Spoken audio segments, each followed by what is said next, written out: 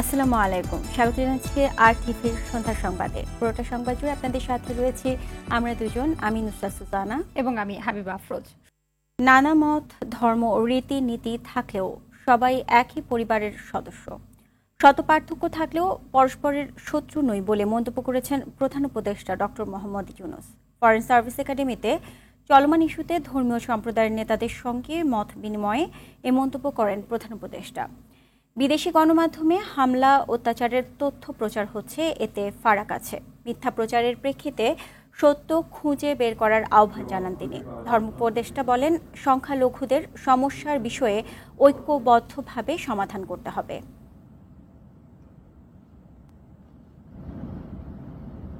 এই সরকার যখন গঠন হয় জুলাই খোলাখুলিভাবে আলাপ করবেন বিষয়টা এবং এই তথ্যটা কিভাবে পাবো। দেশের স্বার্থে ঐক্যমত দেশের রাজনীতির ইতিহাসে মাইল ফলক। নতজানু নয়, দেশের প্রশ্নে আপোষহীনতার বার্তা সারা বিশ্বে পৌঁছেছে বলে মনে করেন সংলাপে অংশ নেয় নেতারা। শিগগিরই গঠন হচ্ছে জাতীয় রাজনৈতিক কাউন্সিল।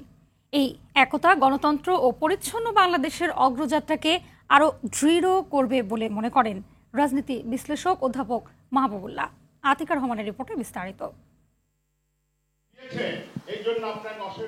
এক ঐতিহাসিক মুহূর্তের সাক্ষী হলো বাংলাদেশ। লাল সবুজের পতাকা, মানচিত্র, দেশের প্রশ্নে অন্তর্বর্তী সরকারের প্রধান উপদেষ্টা ডক্টর মোহাম্মদ ইউনূসের আহ্বানে ৩৫ রাজনৈতিক দল ও সংগঠনের নেতারা দাঁড়ালেন এক মঞ্চে। মত পথের ভিন্নতা থাকলেও সার্বভৌমত্ব ও মর্যাদা রক্ষায় ঐক্যমতের ঘোষণা তাদের। ভারতের আগ্রাসন, অপপ্রচার ও উস্কানির বিরুদ্ধে ঐক্যবদ্ধ থাকার অঙ্গীকার নেতাদের। সংলাপে অংশ নেওয়া গণসংহতি আন্দোলনের প্রধান সমন্বয়ক জোনায়েদ সাকি বলেন, দেশের প্রশ্নে কোনো আপোষ নয়। যারা একটা ফ্যাসিস্ট শাসনের বিরুদ্ধে লড়াই করেছেন তারা যে ঐক্যবদ্ধ এবং তারা যে এই সমস্ত অপপ্রচারকে ঐক্যবদ্ধভাবে মোকাবেলা করবে, সেটাই আসলে মূলত একটা বার্তা জনগণের কাছে, সারা বিশ্বের কাছে কালকে প্রতিষ্ঠিত হয়েছে। পুরো দক্ষিণ বিশ্বে আমরা একটা নেতৃস্থানীয় দেশ হতে পারি, এইটার যে সম্ভাবনা তৈরি হয়েছে আজকে, সেই দিকে এগিয়ে যাওয়ার যে বাস্তবতা তৈরি হয়েছে, সেটাকে নস্যাৎ করতে তারা চায়। পতিত হয়ে পালিয়ে গিয়ে তারা বাংলাদেশটাকেই ধ্বংস করার জন্য তাদের যতটুকু সক্ষমতা এখনো আছে সেটা দিয়ে চেষ্টা করে যাচ্ছে। এইটা বাংলাদেশের মানুষ মেনে নেবে না, এটা বাংলাদেশের মানুষ রুখে দিবে। খুব শিগগিরই এই প্ল্যাটফর্ম থেকে জাতীয় রাজনৈতিক কাউন্সিল গঠন হবে বলে জানান সাকি। একটা জাতীয় রাজনৈতিক কাউন্সিল গঠন করা যায় কিনা, ন্যাশনাল পলিটিক্যাল কাউন্সিল। সরকার নিয়মিতভাবেই তাদের সাথে নানা আলাপ আলোচনা করতে পারেন বিভিন্ন জাতীয় প্রশ্নে, আন্তর্জাতিক প্রশ্নে এবং এই রাজনৈতিক উত্তরণের বিষয়গুলো নিয়ে। সংকটময় পরিস্থিতিতে রাজনৈতিক ঐক্য নতুন বাংলাদেশের স্বপ্ন প্রতিষ্ঠায় নবদিগন্তের সূচনা করেছে বলে অভিমত এই বিশ্লেষকের। সমঝোতায় পৌঁছেছেন, ঐক্যমত্যে পৌঁছেছেন যে তারা দেশের প্রশ্নে, রাষ্ট্রের স্বার্থের প্রশ্নে, জাতীয় প্রশ্নে তারা ঐক্যবদ্ধ থাকবেন।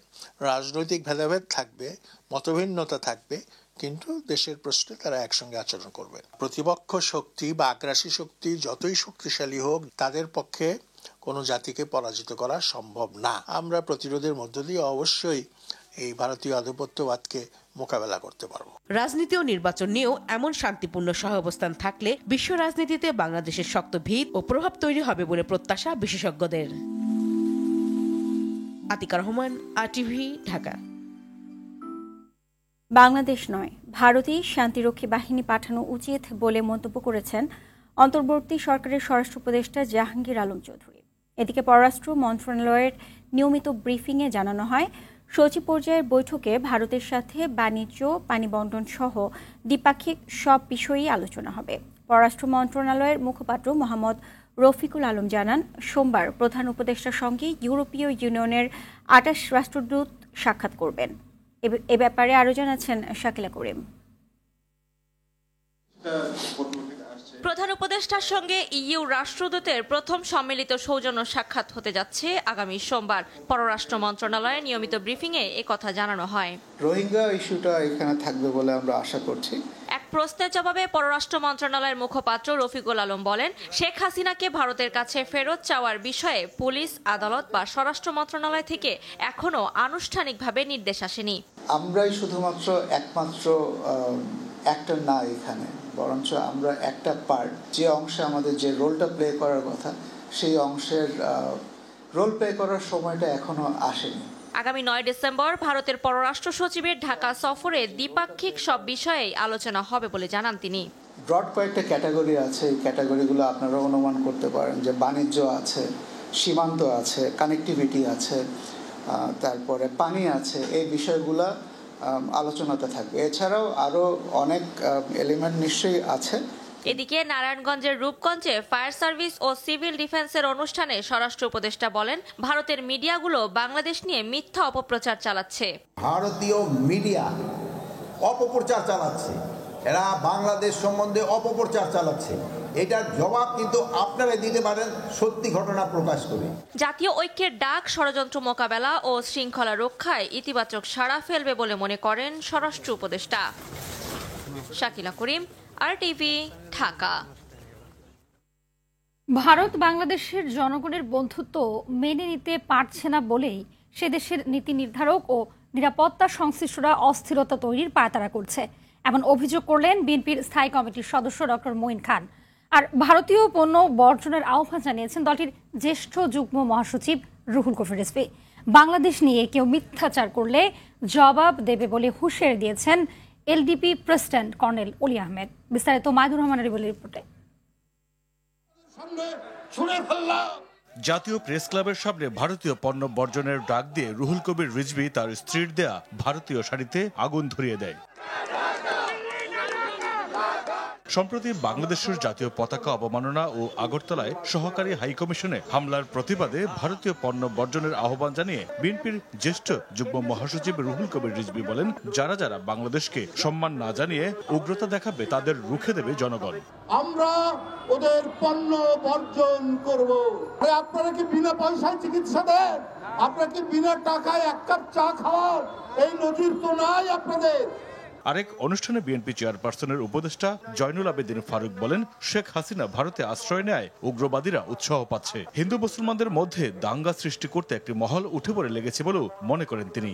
বাংলাদেশকে দখল করার কোন স্বপ্ন আপনাদের থাকে, সেই স্বপ্ন কখনোই আপনাদের সফল হবে না। জাতীয় প্রেস ক্লাবে আরেক অনুষ্ঠানে ডক্টর মঈন খান বলেন, স্বৈরাচার পালালেও দেশে গণতন্ত্র পুরোপুরি ফিরে আসেনি। ঐক্য করতে গিয়ে নতুন করে আবার যাতে বাকশাল না হয় সেদিকে খেয়াল রাখতে অন্তর্বর্তী সরকারের প্রতি আহ্বান জানান তিনি।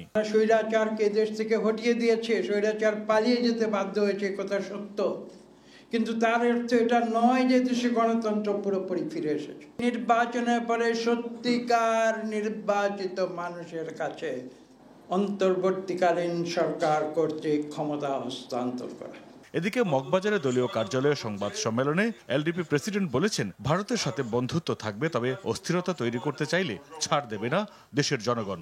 দুই দেশের মধ্যে উত্তেজনা হলে আপনারা মনে করছেন বাংলাদেশ ছোট দেশ, কিন্তু বাংলাদেশের অনেক বন্ধু দেশ আছে যারা নিউক্লিয়ার পাওয়ার আছে। আপনারা যে উগ্রবাদী রাজনীতি শুরু করেছেন, এটা আপনাদের জন্য ধ্বংস ডেকে নিয়ে আসবে। বন্দি বিনিময় চুক্তির মাধ্যমে ভারতে আশ্রয় নেওয়া ব্যক্তিদের দেশে ফিরিয়ে আনার দাবি জানান তিনি। মাইদুর রহমান রুবেল, RTV, ঢাকা। শেখ হাসিনার বিদ্বেষমূলক বক্তব্য দ্রুত গণমাধ্যম ও সামাজিক যোগাযোগ মাধ্যম থেকে অপসারণের নির্দেশ দিয়েছেন আন্তর্জাতিক অপরাধ ট্রাইব্যুনাল। ভবিষ্যতে কোনো বিদ্বেষমূলক অডিও, ভিডিও বা লিখিত বক্তব্য প্রচারেও নিষেধাজ্ঞা দেওয়া হয়। তবে শেখ হাসিনার অন্য বক্তব্য প্রচারে কোনো বাধা নেই বলে জানায় প্রসিকিউশন। অথরা ইসমিনের রিপোর্টে দেখুন এর বিস্তারিত। গেল 5 আগস্ট ছাত্র জনতার আন্দোলনের মুখে পদত্যাগ করে দেশ ছাড়েন শেখ হাসিনা। কিছুদিন চুপ থাকলেও পরবর্তীতে একের পর এক তার ফোন আলাপ ফাঁস হতে থাকে।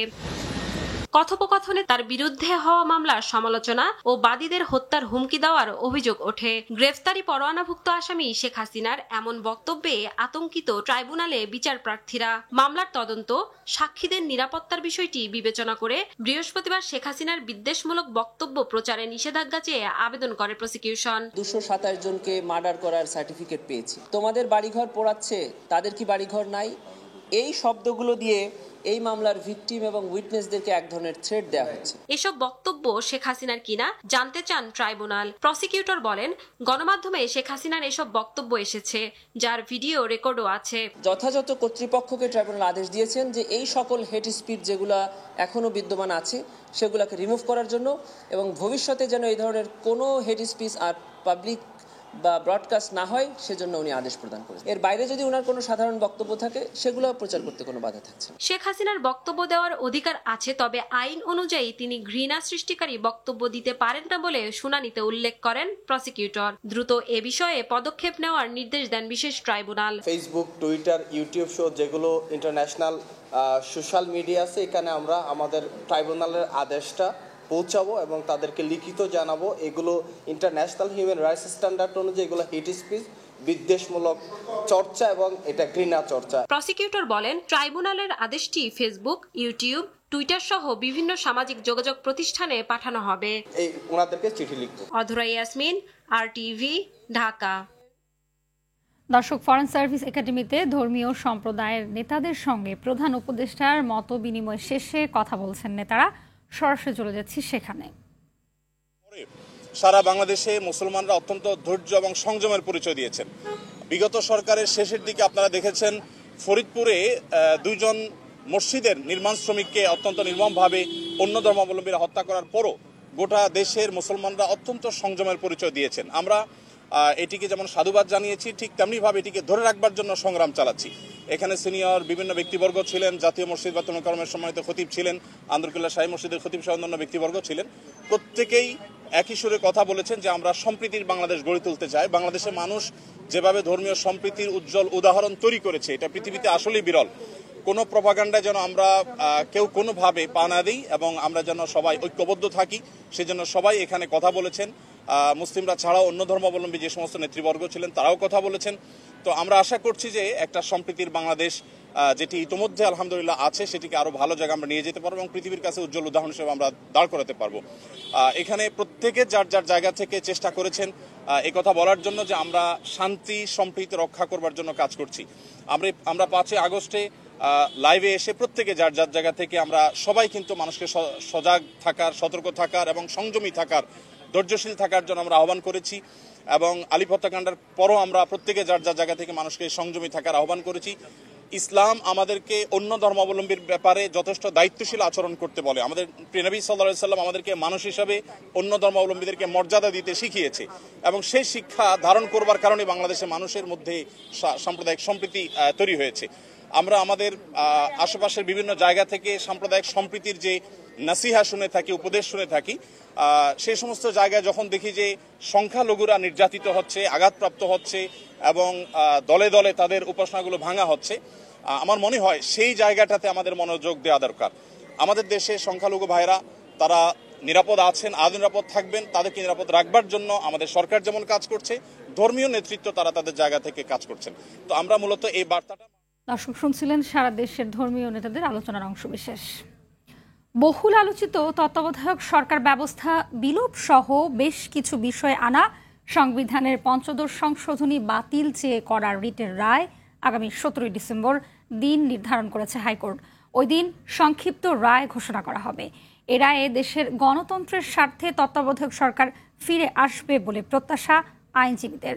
রিটের উপর দেয়া রুল শুনানি শেষে বৃহস্পতিবার বিচারপতি ফারাহ মাহবুব ও বিচারপতি দেবাশিস রায় চৌধুরীর হাইকোর্ট বেঞ্চ রায়ের এই দিন ধার্য করেন। বিগত আওয়ামী লীগ সরকারের আমলে ২০১১ সালে সংবিধানের ওই সংশোধনী আনা হয়। ১৭ আগস্ট পঞ্চদশ সংশোধনীর বৈধতা নিয়ে সুশাসনের জন্য নাগরিক সুজনের সম্পাদক বদিউল আলম মজুমদার সহ 5 বিশিষ্ট ব্যক্তি হাইকোর্টে রিট করেন।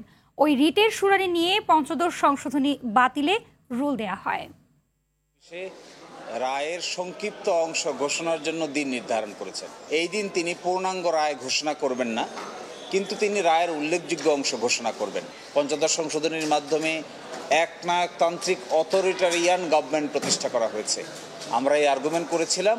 আমাদের বিশ্বাস যে আদালতে আমাদের এই আর্গুমেন্ট গ্রহণযোগ্য হবে।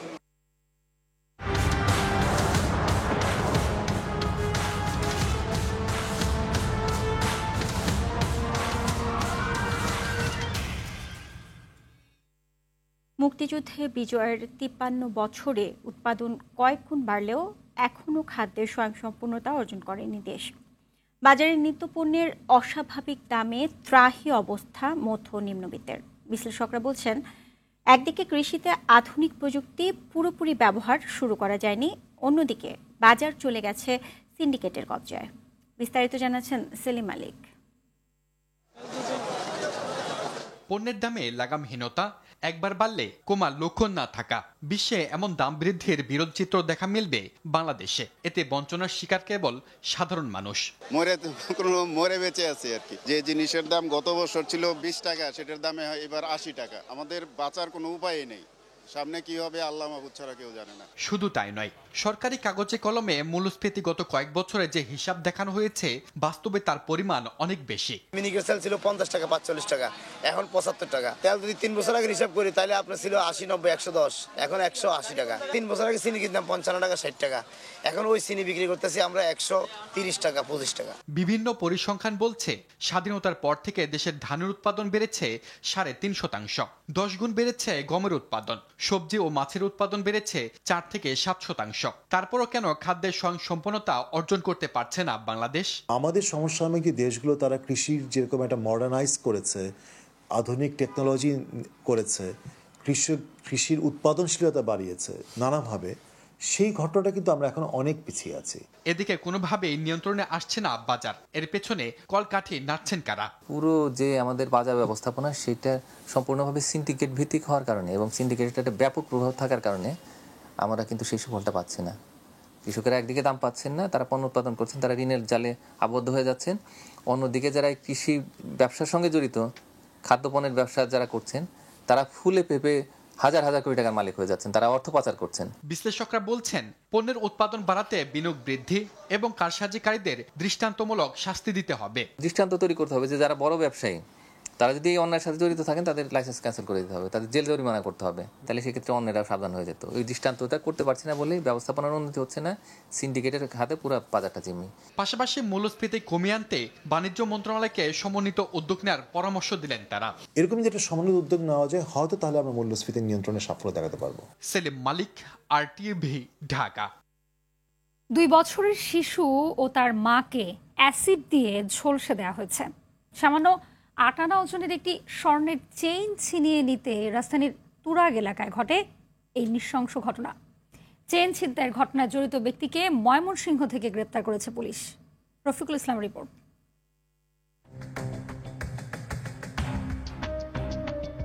নভেম্বর সকাল 10:30 সিসিটিভি ফুটেজে দেখা যায় রাজধানীর তুরাগের কামালপাড়া এলাকায় 2 বছরের শিশু ও তার মায়ের শরীরে অ্যাসিড নিক্ষেপ করে স্বর্ণের চেইন ছিনতাই করে পালিয়ে যাচ্ছে কালো টি-শার্ট পরা এক ব্যক্তি।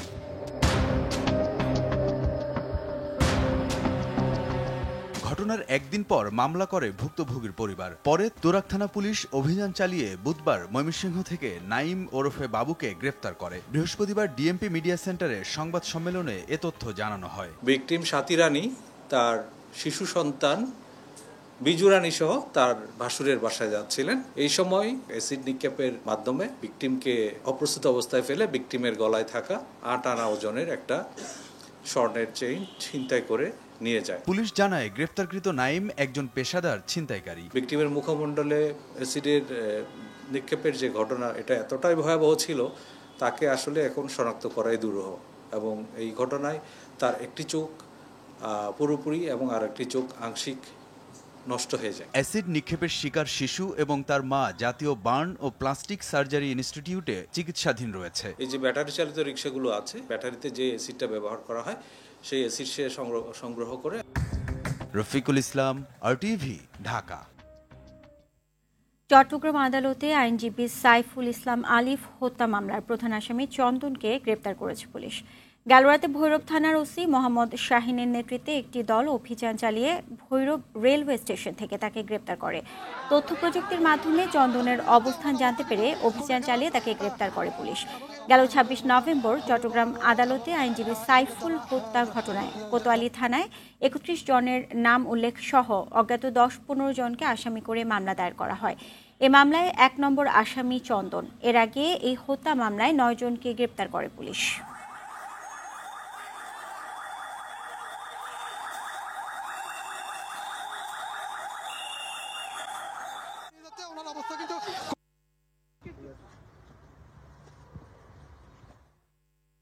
অপরাধের সাথে জড়িত না থাকলে পাইকারিভাবে কাউকে গ্রেপ্তার করা হবে না, এমনটাই জানিয়েছেন আইজিপি বাহারুল আলম। বলেন, সমাজে অনেক প্রভাবশালী ব্যক্তি মামলা বাণিজ্য করছে, কেউ যদি ইচ্ছে করে মিথ্যা মামলা করে তাকে বিচারের মুখোমুখি করার হুঁশিয়ারি দেন তিনি।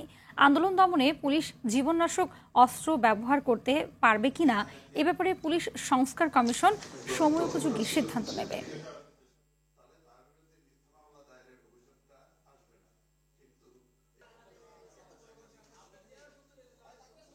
যে কোনো অপরাধী হোক না কেন, সেটা হত্যাকাণ্ড হোক অথবা অন্য যে কোনো কাণ্ড হোক, অন্য যে কোনো অপরাধ হোক, অবশ্যই সেটা আইনের আওতায়, আদালতের বিচারে আসা উচিত। এটা প্রত্যেকটা অপরাধের বেলায় হয়। যে পুলিশ সংস্কার কমিশনের ইয়েতেও বিবেচনায় এই জিনিসটা আছে, কারণ এটাও তো সংস্কারের একটা অংশ। গণমাধ্যমের স্বাধীনতা এই সরকারের প্রধান গুরুত্ব বলে মন্তব্য করেছেন প্রধান উপদেষ্টার প্রেস সচিব শফিকুল আলম। দুপুরে টিআইবির অনুসন্ধানের সাংবাদিকতার পুরস্কার প্রদান অনুষ্ঠানে নতুন বাংলাদেশের গণমাধ্যম শীর্ষক আলোচনায় তিনি মন্তব্য করেন। বক্তারা ভারতীয় গণমাধ্যমের মিথ্যাচার মোকাবেলায় দেশীয় গণমাধ্যমকে এগিয়ে আসার আহ্বান জানান। অনুষ্ঠানে 5 আগস্টের পূর্ববর্তী সময়ে গণমাধ্যমের ভূমিকা নিয়েও প্রশ্ন তোলেন অনেকেই। ভবিষ্যতের স্বাধীন সাংবাদিকতা রাজনৈতিক দলগুলোর সদিচ্ছার উপর নির্ভর করছে বলেও মন্তব্য করেন বক্তারা। নারায়ণগঞ্জে শুরু হয়েছে আরটিভি আয়োজিত 15তম হিফজুল কোরআন প্রতিযোগিতা জিপিএইচ ইস্পাত আলোকিত কোরআন 2025। আরএফএল পাইপ অ্যান্ড ফিটিংসের সহযোগিতায় সিদ্দিরগঞ্জের তানজিমুল উম্মাহ মাদ্রাসায় এ অডিশন রাউন্ড শুরু হয়েছে।